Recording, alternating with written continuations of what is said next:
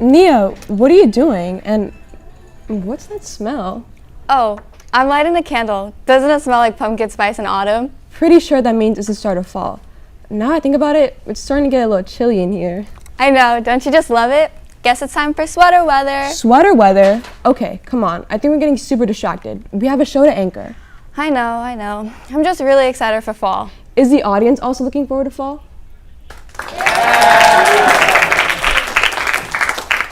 Me too. Let's start the show. I'm Kamila Chavez. And I'm Nia Garcia. Welcome to Show 4, and happy start of fall. If you love a good scare, you will love the annual Haunted House hosted by Pep Squad. Next Monday is the last day to buy tickets from a Pep Squad member for a discounted price. Litter on campus has been a growing concern, affecting both the environment and student morale. It's important that we recognize this problem and work towards eco-friendly habits. Here is Grace for an update on campus cleanliness. Thanks, anchors. My name is Grace McCloskey. We spend 7 hours a day, 5 days a week here on campus. It's like a second home to students. This is all the more reason to keep it clean. Here's what you can do to help. The most important thing is picking up after yourself.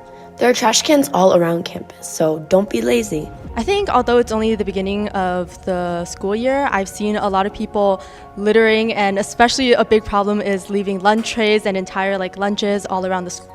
At Arcadia, free lunch is a privilege, not a right. It's very disappointing to see this privilege being disrespected, especially since custodians work hard day and night to pick up after students miss. During lunch is the time when we have more issues where, again, if we can get the help from the students to make sure they pick up after. When picking up trash, it's important to pay attention what bins the garbage goes to.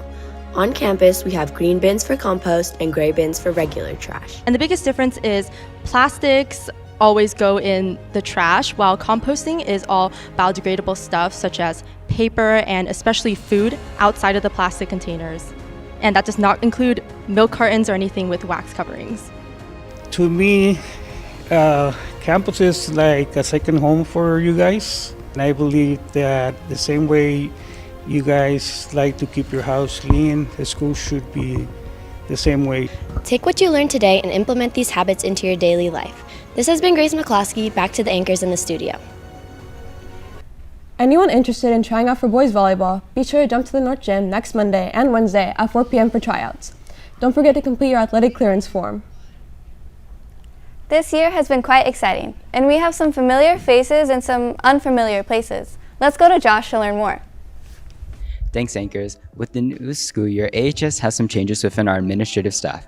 As you may know, we have a new activities director, Ms. Spitz, as well as a new assistant principal, Mr. Vo. Mr. Vo has been a dedicated member of the AHS community for the past 11 years. He began his journey in 2013 as a science teacher for APES and Bio. He enjoys playing football and has played since high school. Before his role of assistant principal, he was in the role of activities director. I am currently the assistant principal in attendance here in the SRO, and I help with social studies as well. My main job is just to make sure everybody's safe. So if there's a safe environment, then everybody can just do what they want to do as a high school student, which is to learn and hang out with their friends. But safety is my primary concern.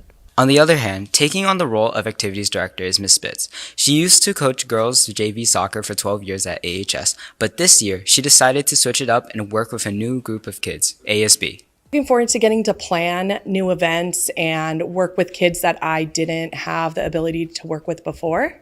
I think the most challenging part is I didn't have experience working with these groups of kids before, and now I get to work with a whole different area of Arcadia High School, and I am just asking a lot of questions and ready to learn as much as I can from everyone. Congrats to Ms. Spitz and Assistant Principal Mr. Vo on their new positions. We wish you guys the best in a successful school year. Now back to the anchors. The California Scholarship Federation is a charitable organization that recognizes students' academic success. If you're interested, be sure to submit your applications down below before 3:30 p.m. today. This season is making me crave soup. Well, it's almost lunchtime. Oh, you're making me hungry. My favorite food is probably some hot noodle soup, but I'm always in the mood to try something different. Let's go to Lucas and Dylan as they introduce us to a local Vietnamese restaurant. Thanks, anchors. My name is Dylan. And I'm Lucas, and if you tuned into last week's show, you'll remember that I took Dylan to an authentic Chinese restaurant. Now it's his turn. Today, I'll be taking Lucas to Golden Deli, which is an authentic Vietnamese restaurant specializing in authentic Vietnamese dishes and fresh ingredients. Golden Deli was founded in San Gabriel back in 1981, where it slowly became a local favorite. It boasts over 100 items on its menu, including its famous fried egg rolls. One of the first dishes we had was gum tam. Gum tam is a broken rice dish, famous among poor rice farmers, as it is easily available and would fill their stomachs for long periods of time. The second dish we got was goi goong. Goi goong is a Vietnamese spring roll that has a combination of many items. It symbolizes good luck and togetherness. The final dish we got is the most popular dish in Vietnamese culture, which is pho. Pho is a Vietnamese national dish and symbolizes the Vietnamese identity. Thank you, Dylan, for taking me on this cultural food journey. You're welcome, Lucas. Thank you guys for tuning in. We hope you guys enjoyed it as much as we did. My name has been Dylan. And Lucas. We'll see you guys next time. And back to the anchors in the studio. Homecoming is right around the corner. If you plan to go, ticket prices are increasing by the week. Make sure to get them at the ASB office as soon as possible before school, during lunch, and after school. As the leaves start to fall, so does your motivation to study. I study best at cafes with my friends. If you do too, Kiana has visited the best study cafes in Arcadia for you to study at. Hey Apaches, I'm Kiana Gomez, and I'm here to tell you some of the best study spots that you can go to where no one can disturb your precious studying time. Before I go, let's ask our fellow Apaches what their favorite cafes are. My favorite cafe to go to is 85. Fika? Fika. Fika Fika! I'll say Jokers. Maybe 85, I don't really know. T-Brick or Starbucks? T-Brick. I really like Fika Fika. Thanks Apaches for all your recommendations. Now, let's move on to ours. A good cafe to study at should consist of ambience, peace, and also an amazing menu to select from. Luckily, these cafes have all three, from 85 degrees to Fika Fika. You can enjoy some peace, drinks, and pastries while studying for any tests, quizzes, and exams. Another cafe that also have good drinks and pastries is Joker's Coffee, and it is one of the best spots to go to because it has a fair price. It's a 6-minute walk from Arcadia High, and it's also very peaceful and quiet, just like AU 79, Spiceology, Bon Appetit, and T-Brick. Also, I highly recommend that you go to T-Brick on the weekends to study instead of after school because it can get packed. Bon Appetit has a variety of drinks, foods, and they play a little background music so it gives off a calm vibe. I think sometimes it can be a little awkward when you see someone you recognize, but you kind of get the idea that everyone is there to like study and work and focus and work hard. So it's good vibes. And here are all the open hours for these cafes. I hope you guys found those recommendations helpful and get to go to some of those places yourself. Have fun studying, Apaches. This was Kiana Gomez, and now back to the anchors. Honestly, the start of fall has been so stressful. It's been hard to keep up with all my academics. Am I right, Aidan? I know, but in the midst of all the assignments I have to do, I still love to watch the games of our AHS sports teams. No matter what season, it's never a dull moment with our Apache sports. I agree with that. One thing we can count on is our sports teams bringing us exciting matches to watch. Aidan, can you give us a rundown on what our athletes have been up to this week? Thanks, anchors. Our Apaches had an eventful week showcasing their determination, pride, and will to win. This Tuesday, our girls volleyball team has something special happening. Let's head to Tejas to learn more about the special game. Thanks, Aidan. This Tuesday, the girls volleyball team hosted their annual senior night against Hoover High School. Let's take a look at how it went.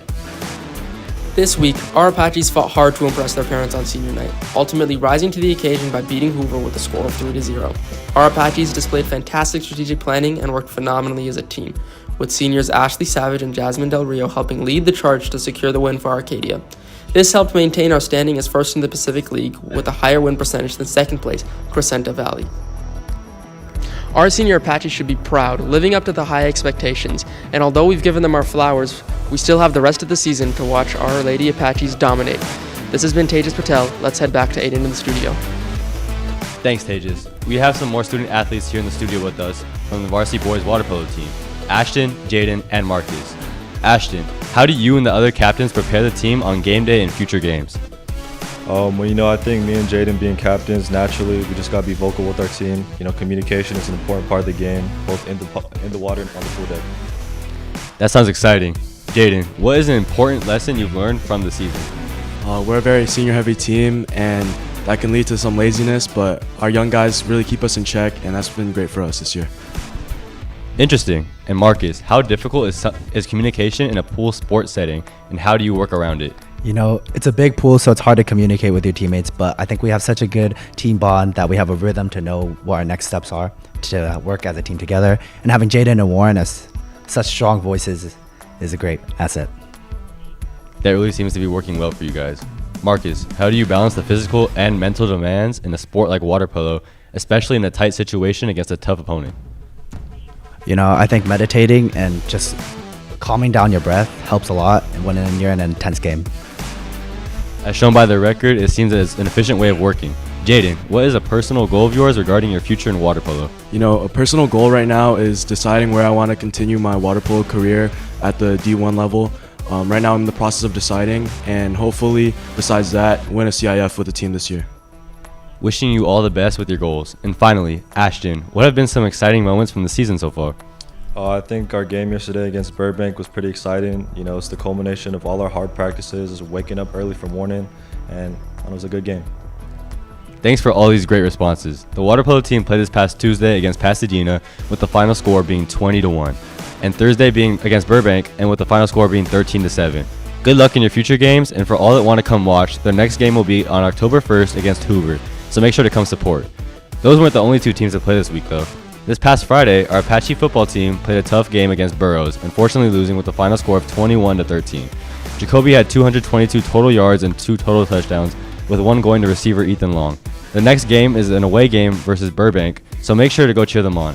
On Monday, our girls golf team ended up on top in their match with a score of 192-213. Finally, on Thursday, our girls tennis team won with a score of 10-8 against Burbank. Win or lose, our Apaches always play hard, and make sure to go cheer them on to help secure the win. I'm looking forward to another great week of play. This has been Aidan, now back to the anchors.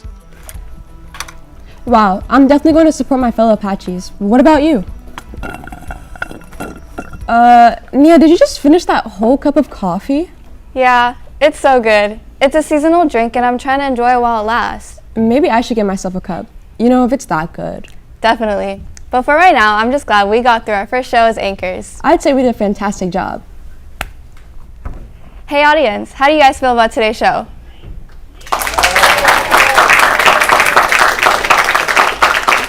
Well, Apaches, it looks like we're gonna leave for now. But before that, be sure you follow all of our socials down below. And make sure to automatically tune into our next show next Friday. This has been Nia. And Kamila. We'll see you next week. Bye.